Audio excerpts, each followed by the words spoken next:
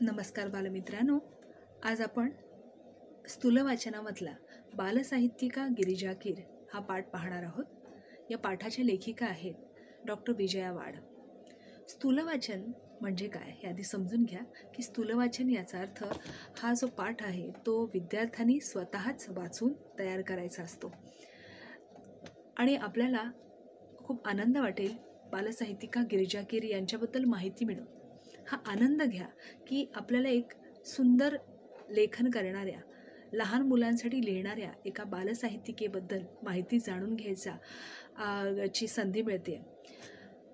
त्यासाठी डॉक्टर विजया वाड यांनी समीक्षात्मक प्रकारचा हा लेख लिहिला. आता रसास्वाद याच्याबद्दल त्यांनी सांगितलेलं आहे की एखादं पुस्तक तुम्हाला खूप आवडलं तर त्यातल्या कोणत्या गोष्टी आवडल्या हे मांडणं म्हणजे रसास्वाद. आता रसास्वाद म्हणजे काय तर साहित्यातील रसाचा अनुभव घेणं. साहित्य म्हणजे काय, जे समाजाच्या हितासाठी लिहिलं गेलेलं आहे अशा प्रकारचं लेखन. ते जेव्हा तुम्ही वाचता त्यातला आनंद घेता, त्यातल्या सुखदुःखात तुम्ही सुद्धा सामील होता, त्यातल्या आनंदाची अनुभूती घेता आणि त्यामुळे भावनिर्मिती होते. जेव्हा एखादा सिनेमा पाहिल्यावर, त्यातलं एखादं दृश्य पाहिल्यावर तुमच्याही डोळ्यात लगेच टचकन पाणी येतं, याचा अर्थ ते साहित्य तुमच्या मनापर्यंत पोहोचलेलं आहे. समीक्षा म्हणजे काय तर एखादी गोष्ट आवडण्याचे वा न आवडण्याचे चिकित्सक अभ्यासपूर्ण विश्लेषण म्हणजे समीक्षा. आता सोपं करूया. एखादा सिनेमा तुम्ही पाहिलात, तुम्हाला आवडला की नाही एवढंच तुम्ही म्हणता, पण त्या क्षेत्रातला एखादा जाणकार जर असेल तर तो काय करेल की त्या सिनेमाची कथा कोणी लिहिली, कशी लिहिली, ती कथा कशी होती, कथेचा मध्ये कोणती पात्रं होती, त्या पात्रांच्या भूमिका, त्यांचे विचार, त्यांची अभिनय कसा होता, या सगळ्याचा विचार करून, शिवाय संगीत कसं होतं, त्यातले शब्द कसे होते, त्या गाण्यातल्या शब्दांचा अर्थ कसा होता, या सगळ्याचा विचार चौफेर दृष्टिकोनातून करून हा जो समीक्षक आहे, हा जाणकार जो आहे, तो स्वतःचं मत मांडतो, त्याचा अभ्यास करतो, त्याला म्हणतात समीक्षा. डॉक्टर विजया वाड ह्या स्वतःसुद्धा एक बालसाहित्यिका आहेत. त्यांनीसुद्धा लहान मुलांसाठी खूप काही लिहिलं आहे, पण त्यांनी गिरिजा कीर यांच्यासारख्या मुलांसाठी जवळजवळ 100-150 पुस्तकं लिहिणाऱ्या एका महान लेखिकेचा च्या साहित्याबद्दल अभ्यास करून त्याच्यावर हा लेख लिहिलेला आहे. तो वाचण्याला आपल्याला खरंच मजा येणार आहे. त्यांनी म्हटलेले विजया वाड यांनी की कोणत्याही कलाकृतीचा जर आस्वाद घ्यायचा असेल तर पुढील काही मुद्दे लक्षात घ्यावे लागतात. पहिला मुद्दा आहे की पुस्तकाचा वाङ्मय प्रकार कोणता. आता वाङ्मय प्रकार म्हणजे काय तर नक्की कथा कोणत्या प्रकारची आहे, कादंबरी आहे का, ग्रामीण कथा आहे का, दलित कथा आहे का, लोककथा आहे का, एखादी कविता आहे का, कोणताही प्रकार. पुस्तकातली व्यक्तिरेखा आणि त्यांच्या स्वभावातील भारावून टाकणारे विशेष, म्हणजे जे पुस्तक आपण वाचतोय त्याच्यात काही पात्र असतात ना, नट, नायक, नायिका यांच्या स्वतःच्या भूमिका कशा आहेत ह्या समजून घेतल्या पाहिजे. त्यांच्या जे पात्र आहेत त्यांच्या स्वभावातल्या जे गुण आहेत ते आपल्याला भारावून टाकतात का, त्यांच्याबद्दल तुम्हाला काही वाटायला लागतं का. त्यानंतर व्यक्तिरेखा सहजपणे फुलल्या की कृत्रिमपणे, म्हणजे ज्या व्यक्तिरेखा तुमच्या आयुष्यात आजूबाजूला समाजात वावरणाऱ्या आहेत त्यांच्याप्रमाणेच भासतात की खोट्या खोट्या वाटत आहेत. कथानक आकर्षक आणि उत्कंठावर्धक आहे का, जी कथा आहे त्या नाटकाची म्हणा, पुस्तकातली कथा, ती तुम्हाला सतत कुतूहल वाढवते का, पुढे काय होणार, पुढे काय होणार, अजून पुढे काय होऊ शकतं, या प्रकारची रंजक आणि खिळवून ठेवणारी आहे का. त्यानंतर कविता जर असेल, काव्यसंग्रह जर असेल तर कवितांचे भावसौंदर्य कसं आहे, कोणत्या भावना व्यक्त झालेल्या आहेत, कोणत्या विचार सौंदर्य आहे, कोणते विचार व्यक्त झालेले आहे, अर्थसौंदर्य कोणतं आहे, कशातून जाणवतं याचा विचार केला जातो. लेखकाची भाषाशैली कशी आहे, म्हणजे लेखकाच्या एका वाक्यानं खूप मोठा अर्थ, त्यातून गहन अर्थ व्यक्त होऊ शकतोय, ती म्हणतात भाषाशैली. म्हणजेच थोडक्यात लेखक लिहिणार आणि त्याच्यामध्ये खूप मोठा सखोल आणि गहन अर्थ जर असेल तर ती भाषाशैली वेगळ्या प्रकारची आहे.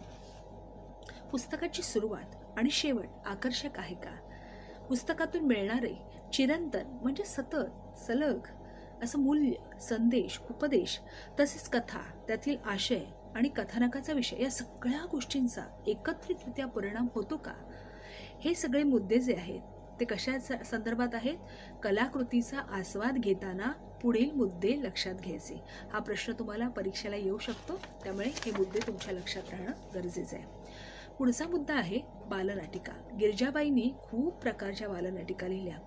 इतक्या बालनाटिका लिहून सुद्धा त्यांच्या बालनाटिकांचे विषयामध्ये कधी तोचतोचपणा आला नाही. नेहमी नवा विषय, वेगळे विषय. 9 ते 12 वर्षातल्या वयोगटासाठी तर त्यांनी लिहिलंच, पण अगदी 5 ते 9 वयोगटासाठी सुद्धा त्यांनी लिहिलं. काही लेखकांनी मुलांसाठी नाटिका लिहिल्या, पण बालवर्गाकडे खऱ्या अर्थानं दुर्लक्ष झालंच खरं. पण गिरिजाबाईंनी आपल्या बालनाटिकांमधून मुलांना आवडेल असं, त्यांना पचेल, रुचेल अशा प्रकारचं लेखन केलं. साधारणतः लहान मुलांच्या साहित्यात चमत्कार आणि अद्भुत रम्यता, असं काहीतरी जादू, टोना, चेटकीन असं काहीतरी असायचं. पण गिरिजाबाईंनी मात्र त्याला वेगळं वळण दिलं आणि मुलांच्या दैनंदिन जिव्हाळ्याच्या प्रश्नांना महत्त्व दिलं. मुलांचे भावविश्व, त्यांच्या गरजा त्यांना प्राधान्य दिलं. त्यांच्या बालनाटिकांचं आणखी एक वैशिष्ट्य म्हणजे चित्रदर्शी शैली. म्हणजेच काय, तर त्यांच्या नाटकामधला जो एखादा प्रसंग आहे तो समोर जिवंतपणे घडत असल्याचा भास होतो. त्यामुळे त्यांच्या बालनाटिका पाहताना प्रेक्षक एकदम खिळून राहायचे. त्यातली अशी एक बालनाटिका खूप प्रसिद्ध झाली, एक अर्ज आहे बाप्पा. सुजाता आणि सदानंद यांच्या घरात घडलेली ही गोष्ट. घरातली मोठी माणसं बाहेर आहेत आणि लहान मुलांचा छान कल्ला जमलेला आहे, गप्पा गोष्टी चालल्यात. या सगळ्यांचंच मत असं ठरलं की मोठी माणसं, आई बाबा शेजारी आपल्याला जाम बॉसिंग करतात, दादागिरी करतात, आपल्यावर हुकूमत गाजवतात, आपल्याला न्याय मिळाला पाहिजे. आता न्याय देणार कोण? म्हणून ते ठरवतात की आपण थेट देवबाप्पालाच अर्ज लिहायचा. सगळे मिळून मग अर्जाचे मुद्दे तयार करतात. मागण्या काय? पहिली मागणी, आईची शिफॉनची साडी नेसायला मिळालीच पाहिजे. मुलींचा आवडता विषय. आई जेव्हा कधी बाहेर जाते, हट्टानं आईची ती शिफॉनची साडी गुंडाळायची आणि आईसारखं घरात वावरायचं, किंवा बाई बाई शिक्षक असं म्हणून खेळायचं, की आईसारखं वावरायचं, कारण ते त्यांचे आदर्श असतात. त्यानंतर बर्फ का गोला, खाण्याची आझादी मिळाली पाहिजे. लहान मोठ्या सगळ्यांनाच बर्फ का गोला म्हणजे बर्फाचा गोळा जो गाडीवर मिळतो तो आवडतो. पण लहान मुलांना आईवडील नेहमी रोखतात का, आजारी पडू नयेत म्हणून. पण लहान मुलांना मात्र तो हक्क वाटतो. भेळ खायला मिळालीच पाहिजे. इथे पण आई बाबा अडवतात, पण हे मुलांना पटत नाही, आम्हाला खायला मिळालंच पाहिजे. असे अनेक मागण्या ते त्या अर्जात लिहितात. त्यावेळेला त्या मित्रमंडळीमधलेच मधू, भाऊ आणि विनया ही मित्रमंडळी बाप्पाचं रूप घेऊन येतात आणि मग एकमेकांशी भांडू लागतात आणि त्या प्रसंगातून जी काही गंमत निर्माण होते त्यामुळे प्रेक्षकांना अगदी ही नाटिका खिळवून ठेवते. आता या नाटिकेतून एक साध्य झालेला मुद्दा असा की मुलांच्या मनाच्या खिडक्या उघडण्याचं काम केलेलं आहे नाटकाला. आता खिडक्या उघडणं म्हणजे काय, तर बऱ्याच जण मुलांच्या मनात जे काही चाललं आहे, मनाची घालमेल चालली आहे, त्यांची जे काही चिंता असतात, लहान मुलांना सुद्धा चिंता असतात, त्यांचे काही प्रश्न असतात, त्यांच्या वेदना असू शकतात, त्यांना वाट फुटत नाही, त्यांना व्यक्त होता येत नाही. पण या नाटकातून बघा ना, छोट्या छोट्या मागण्या आहेत, पण गिरिजाबाईंनी अगदी त्या छान ओळखल्या आणि जणू काही मुलांच्या मनात जे जे काही साठलं आहे ते एकदम मोकळेपणानं मांडू शकले. दुसरं आहे की नाटकाला जे दृश्य परिणाम असायला हवेत ते नाटकात दिसतात. मोजक्या पात्रातून जिवंत दृश्य साकार करण्याचं जे काम आहे ते गिरिजाबाईंनी केलं आणि त्यामुळे बालप्रेक्षकांची मनं जिंकली गेली. आता तिसरा महत्त्वाचा पाठाचा मुद्दा म्हणजे चरित्रलेखन. आता चरित्रलेखन म्हणजे आपल्याला वाटतं की मोठ्यांचाच बघता आहे त्याच्यावर, पण तसं नाही आहे. गिरिजाबाईंनी चरित्रलेखन हे उत्तम संस्कारासाठी लहान मुलांना उपलब्ध करून दिलं. गिरिजाबाईंनी पुण्यश्लोक अहिल्याबाई होळकर, तपस्विनी अनुताई वाघ, शिक्षणव्रती ताराबाई मोडक, संत गाडगेबाबा, महात्मा ज्योतिबा फुले अशी सुंदर चरित्र लिहिली. त्यांच्यातल्या सामाजिक बांधिलकी मुलांच्या मनाला स्पर्श करून गेली. मनाला स्पर्श करणं म्हणजे काय, मनाला एखादी गोष्ट भावणं, पोचणं मनापर्यंत. जे सांगायचं एखाद्याला ते मनापर्यंत पोचलं आणि पटणं म्हणजे मनाला स्पर्श करणं आणि प्रेरणा मिळाली. त्या म्हणतात, थोरांनी केलेलं कार्य पुढे न्यायचं असेल तर त्यांची स्मारकं बांधायची गरज नाही आहे, तर त्यांचं कार्य पुढे नेलं पाहिजे आणि पुढे नेण्यासाठी लहान मुलांच्या मनात या सगळ्या भावना लहान वयातच रुजवल्या गेल्या पाहिजे. तेव्हाच ते खऱ्या अर्थानं स्मारक ठरू शकतं. प्रत्येक चरित्रात त्यांनी एक विचार मांडला.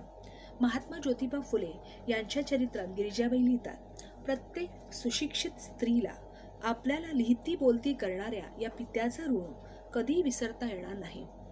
महात्मा ज्योतिबा फुलेंना पित्यांची उपमा दिलेली आहे. पिता म्हणजे वडील. एक वडील आपल्या मुलीसाठी कष्ट करतात, मेहनत करतात आणि त्यांचे उपकार कधीच फेडता येत नाही खरं तर. तसंच महात्मा ज्योतिबा फुलेंनी त्या काळातल्या कर्मठ समाजाला, त्या समाजाचा विरोध पत्करून स्त्रियांच्या शिक्षणासाठी पुढाकार घेतला. खूप हालअपेष्टा सहन केल्या, पण स्त्रियांना शिक्षणाचा हक्क मिळवून दिला. म्हणूनच आज स्त्रिया पुरुषांच्या बरोबरीने समाजात वावरताना दिसतात. दुसऱ्या ताराबाई मोडक या आदिवासी पाड्यात शिक्षणासाठी खूप त्यांनी मेहनत घेऊन लोकांपर्यंत शिक्षण पोहोचवण्याचं काम केलं. त्या म्हणतात, माणसं ओळखून त्यांचा योग्य कामाला उपयोग करणं ही ताराबाईंची खासियत. खरंय, मोठी माणसंच हिऱ्याची पारख करू शकतात. छोट्या छोट्या वाक्यातून त्या माणसाच्या चरित्राबद्दल पूर्ण आढावा घेतलाय. अनुताई वाघ ज्या आहेत त्या ताराबाई मोडक यांचा वसा त्यांनी पुढे चालवला. त्यांचं चरित्र सादर करताना गिरिजाबाई म्हणतात, ज्या भागात काम करायचं त्या भागातल्या मुलांना शिकती आणि शिक्षणासाठी येती करणं म्हणजे मुळात ही आदिवासी पाड्यातली मुलं शिक्षणासाठी शाळेतच यायची नाही. मग त्यांना यावं असं काय केलं पाहिजे, तर त्यांच्या मुळात अडचणी लक्षात घेतल्या पाहिजे. श्रद्धेनं त्यांना शिकवणं, त्यात प्रेम ओतणं या गोष्टी अनुताईने आचरणात आणल्या. जन्मभर ते कार्य पुढे नेण्यासाठी सळसळत्या रक्ताची तरुण मुलं पुढे येऊत, हेच अनुताईंचं खरं स्मारक ठरलं. म्हणजेच काय की ह्या अनुताई वाघ असतील, ताराबाई मोडक यांनी जे कार्य केलं शिक्षणासाठी, त्याच्यातून प्रेरणा घेऊन पुढच्या भविष्यात ह्याच मुलांनी पुढाकार घ्यावा आणि ह्यांचं कार्य पुढे न्यावं. संत गाडगेबाबा यांच्या चरित्रातील संदेश मुलांना, संत म्हणजे काय तर संतवत प्राप्त व्हायला विभूती लावून ध्यानस्थ बसावं लागत नाही किंवा पहाडात जावं लागत नाही. संत गाडगेबाबा अतिशय साधी राहणे, पण गावोगावी जाऊन स्वच्छतेचा वसा लोकांपर्यंत त्यांनी पोहोचवला. म्हणजे खऱ्या अर्थाने संत म्हणजे काय तर आपल्या आचरणातून लोकांना जागृत करणं, लोकांमध्ये चांगले विचार रुजवणं, हे काम संत गाडगे महाराजांनी केलं. आणि हे विचार आपल्या लहान मंडळींपर्यंत त्यांच्या चरित्राच्या माध्यमातून गिरिजाबाईंनी करण्याचं काम केलं. अहिल्याबाई होळकर यासुद्धा तितक्याच महान, दुःखाच्या अग्नीत होरपळून सुद्धा शुद्ध सोन्यासारख्या लखलखणाऱ्या. माता अहिल्याबाई होळकर यांच्या चरित्रात त्या लिहितात, प्रजेला पुत्रवत मानून अपार सुख देणाऱ्या, दानधर्म करणाऱ्या अहिल्याबाई सतत इतरांसाठी जगल्या. एखाद्या अचल दीपस्तंभासारख्या. दीपस्तंभ म्हणजे काय, समुद्रामध्ये ज्या जहाजं भरकटू नये यासाठी एका ठराविक ठिकाणी दीपस्तंभ असतात की ज्याचा प्रकाश दूर दूरवरून समुद्रातून पाहता येऊ शकतो आणि तो दिशादर्शक असतो. तसं समाजाला मार्गदर्शन करण्याचं काम अहिल्याबाईंसारख्या व्यक्तिरेखेतून किंवा व्यक्तींनी केलेलं आहे. त्यांचं जीवन गंगाजळासारखं निर्मळ होतं. म्हणजेच काय, प्रत्येक चरित्रातून गिरिजाबाईंनी मुलांना प्रत्ययकारी संदेश दिला. मुलांना पचेल रुचेल अशी सोपी भाषा वापरली, पण हृदयाला हात घालणारी भाषा. त्यांनी चरित्रलेखना एक नवा आयाम आणून दिला, जेणेकरून मुलांसाठी सुद्धा चरित्रलेखन असू शकतं हे त्यांनी पटवून दिलं. त्यानंतर भाग येतो कथालेखनाचा.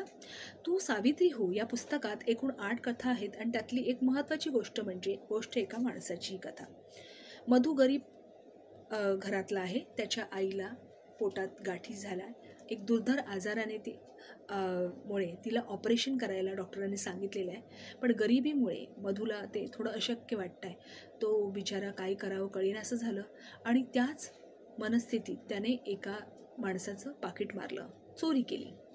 त्या पाकिटात त्यांनी उघडून पाहिलं तर 2000 रुपये होते आणि एक चिठ्ठी होती की प्रिय आनंदा, हे पैसे आईच्या ऑपरेशनसाठी इलाजासाठी पाठवत आहे, तेव्हा तू आईची काळजी घे, औषधपणासाठी वापर, मी काही येत नाही आहे कारण खर्च होती उगीच, त्यापेक्षा आईच्या इलाजाला हो. ते वाचल्यानंतर मधूला खूप वाईट वाटलं. त्याला वाटलं आपण काय करून बसलो आहे, स्वतःच्या आईचा जीव वाचावा म्हणून आपण अशा माणसाचं पाकिट मारलं आहे की त्यालासुद्धा त्याच्या आईच्या इलाजासाठी हे पैसे हवे होते. त्याला खूप वाईट वाटलं. खरं तर बघा ना, चुका सगळ्यांच्या हातून होत असतात, पण खरा माणूस तोच, सच्चा माणूस तोच जो आपल्या चुकांची योग्य वेळी प्रायश्चित्त करतो. जाणीव त्याला होते.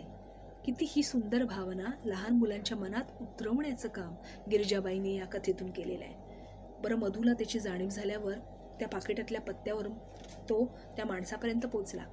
माणूस म्हणाला, आता हे पैसे माझ्या काय कामाचे? आजच तार मिळाली, आई माझी वारली, तेव्हा तू हे पैसे तुझ्या आईच्या इलाजासाठी वापर, तुझी आई वाचेल. म्हणजे मधूच्या संवेदनशील मनाची जाणीव या कथेतून होते.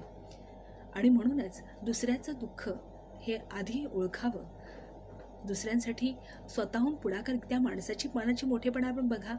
आपल्या आईच्या इलाजासाठीचे पैसे त्या मुलाने चोरले म्हटल्यानंतर खरं तर त्यानं पण धिंगाणा घातला असता, मारलं असतं मधूला, पोलिसांकडे नेलं असतं, पण त्यानेही मनाचा मोठापणा दाखवला की योग्य वेळेला ज्याला आपल्या चुकीची जाणीव होती त्याला आपण माफ केलं पाहिजे. म्हणजे या छोट्याशा गोष्टीतून मुलांपर्यंत चांगले संस्कार रुजवले गेले आहेत. त्यानंतर अजून एक गोष्ट अशी आहे, फुलं फुलवणारा म्हातारा. ही गोष्ट आहे ज्याच्यात खूप मूळची जपानी गोष्ट आहे, ज्याचं सुंदर स्वैर अनुवादाने हे उत्तम उदाहरण आहे. त्यानंतर बालकादंबरीबद्दल आपण पुढे बघूया. बालकादंबरी हे कथेचे पुढचं पाऊल. गिरिजाबाईंचा झंप्या द ग्रेट खरोखरीच ग्रेट आहे. महाचळवळ्या वळवळ्या बघावं तेव्हा नसत्या उद्योगात घडलेला झंप्या बघता बघता बालवाचकांचा लाडका होऊन गेला. त्यानंतर एक गोष्ट आहे, येडबंबू डब्बू. आता डब्बू नावाचा एक बालकादंबरीतला एक कॅरेक्टर आहे की एक पात्र आहे, त्याची एक गंमत बघूया. प्रत्येक लहान मुलाला वाटतं की आपण आईचं लाडकं व्हावं. तर या डब्बूच्या नावाच्या मुलाच्या ताईचा साखरपुडा आहे आणि आईनं घरात मिठाई बनवलेली आहे. तर शेजारची काही गरीब मुलं मिठाई मागायला येतात, पण हा नाही म्हणतो. आई म्हणते, अरे गरीबाला असं दुखावू नये, दे त्यांना तुकडा तुकडा मिठाई. आता झालं, डब्बूला तेवढंच मिळालं. दुपारच्या वेळेला सगळेजण घरातले जेवून खाऊन वामकुक्षी करत असतात. वामकुक्षी म्हणजे काय? जेवून झाल्यानंतर दुपारी जी छोटीशी झोप घेतली जाते तिला आपण वामकुक्षी, डाव्या कुशीवर वळून झोपतो म्हणून त्याला वामकुक्षी म्हणतात. तसेच दुपारचे सगळे झोपले होते. तेवढ्यात त्याला आईचे बोलणं आठवलं की गरिबांना मिठाई वाटावी. तर आईनं व्याह्यांना द्यायला, आता व्याही म्हणजे कोण? ताईच्या सासरची मंडळी, सासू सासरे, त्यांच्यासाठी ताटभर अशी मिठाई तयार केलेली असते. तर ह्यानं काय करावं, डब्बूनं सगळ्या गरिबांमध्ये ती मिठाई सगळी वाटून टाकली. आता हा भाग वाचकांना खूप आवडला. आणि छोट्या छोट्या संवेदनशील मुलांच्या मनातल्या ज्या घालमेल आहे ती आपल्याला पाहायला मिळते. एकूणच गिरिजाबाईंनी छोट्या छोट्या गोष्टीतून, सुंदर सुंदर गोष्टीतून मुलांपर्यंत संस्कार पोचवण्याचं काम केलेलं आहे. गिरिजाबाईंच्या लेखणीला, त्यांच्या संस्कारक्षम वाङ्मयाला विजयाताई, विजया वाड ह्या अंतःकरणपूर्ण अशा मानाचा मुजरा करतात. आणि हा जो लेख आहे तो बोलकी पानं यातून विजया वाड यांनी घेतलेला आहे, त्यांच्याच पुस्तकातून. तेव्हा मुलांनो, मला वाटतं आपण गिरिजाबाईंचा हा धडा, त्यांच्या साहित्यावर आधारित हा धडा नक्की आपण आवडला असेल आपल्याला. आता यानंतर जशी तुम्ही आधी व्हिडिओ क्लिप पाहिली, मग माझं स्पष्टीकरण झालं, आता तुम्हाला मी स्वाध्यायसुद्धा आता देणार आहे. आणि परीक्षेला हे महत्त्वाचं आहे, लक्षात ठेवायचे हे प्रश्न, कारण हे आलटून पालटून हेच प्रश्न वेगवेगळ्या परीक्षांना विचारले जाणार आहेत. तेव्हा खूप छान उपयोग करा या प्रश्नांचा आणि सोडवायचे आहेत आणि मी ते तपासणार आहे. चला, धन्यवाद.